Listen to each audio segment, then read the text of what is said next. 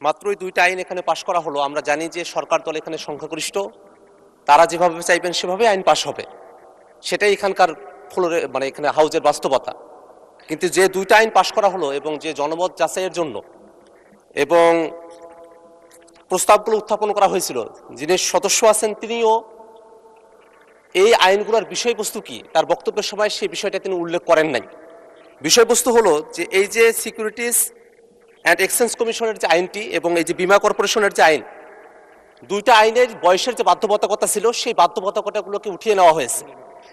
বিলের দিকে তাকালে মনে হয় যে খুবই সংক্ষিপ্ত একটা কথা, যে কমা সেমিকোলন তার পরিবর্তে দাড়ি প্রতিস্থাপিত হবে, শর্তগুলো বাদ যাবে, দেখে মনে হয় যে যেন বা এখানে কোনো কিছুই হইতেছে না। কিন্তু বাস্তবতা হলো এই যে সিকিউরিটিজ অ্যান্ড এক্সচেঞ্জ কমিশন, সেখানে 65 বছরের একটা বাধ্যবাধকতা ছিল চেয়ারম্যান এবং সদস্যদের ক্ষেত্রে, এবং বীমা উন্নয়ন ও নিয়ন্ত্রণ কর্তৃপক্ষ সেখানে 67 বছরের একটা বাধ্যবাধকতা ছিল। বিষয়টি হলো মাননীয় অর্থমন্ত্রী তার বক্তব্যে বলেছেন যে যোগ্য লোক নিয়ে আসা দরকার, দক্ষ লোক নিয়ে আসা দরকার, এই কারণে বয়সের বাধ্যবাধকতা তারা উঠিয়ে দিচ্ছেন। প্রশ্নটা হলো যে এটা কি কোনো ব্যক্তিকে মাথায় রেখে এটা করা হচ্ছে নাকি একটা পলিসিকে মাথায় রেখে এটা করা হচ্ছে? আমাদের যেটা ধারণার বিষয়, যেভাবে বাংলাদেশ ব্যাংকে একটা নিয়োগ হয়েছে সেভাবে যদি কোনো বিশেষ ব্যক্তিদেরকে মাথায় রেখে এই আইনে বয়সের যে বাধ্যবাধকতা ছিল সেটাকে যদি উঠিয়ে দেওয়া হয়, তাহলে মাননীয় মন্ত্রী যেমন দক্ষ এবং যোগ্য লোকের কথা বলেছেন সেই জায়গাটাতে কিন্তু একটা কন্ট্রাডিকশন তৈরি করবে।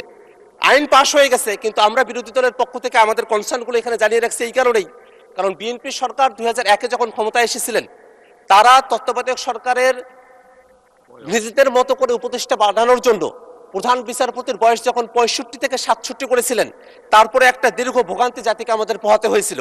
সে জায়গাটাতে এই যে শেয়ার মার্কেটের মতো একটা জায়গায় নিজেদের মতো করে লোক বসানো হবে, এই চিন্তাতেই যদি বয়সের বাধ্যবাধকতা একেবারে উঠিয়ে দেওয়া হয়, সেখানে বয়সের আর কোনো বাড়ি রাখা হলো না, বীমা কর্পোরেশনের ক্ষেত্রে কোনো বাড়ি রাখা হলো না।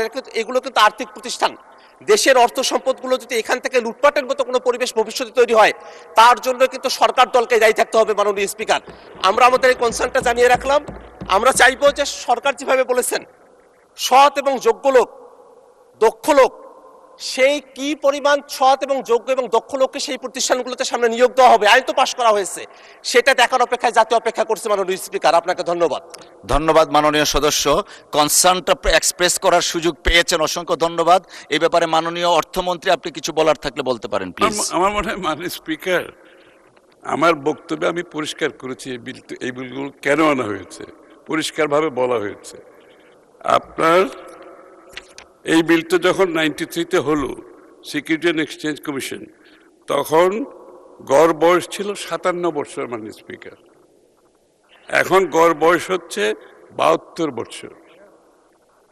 আপনি কি এই লোকগুলোকে কর্মকাণ্ডের বাইরে রাখতে চান? বাংলাদেশের এই নাগরিকগুলোকে, এই অভিজ্ঞ লোকগুলো, তাদেরকে কর্মকাণ্ডের বাইরে রাখতে চান?